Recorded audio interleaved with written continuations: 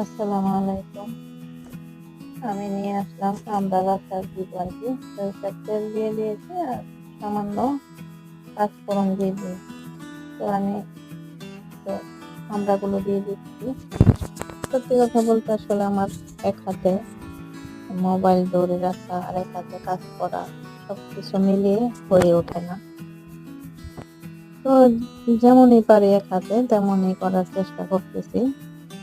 তো আসলে আমি কিন্তু পারফেক্ট না। তবে আমার মতো করে আমি পারফেক্ট করতে চাইতেছি বা করতেছি। এখন কার কাছে কেমন লাগে তা তো আর জানি না।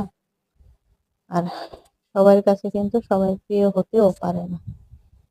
প্রিয় হয়তো কয়েকজনের কাছে। এই তো আস্তে আস্তে করে হয়ে যাব প্রিয়। দিয়ে দিলাম সামান্য লবণ। আমি কিন্তু এখানে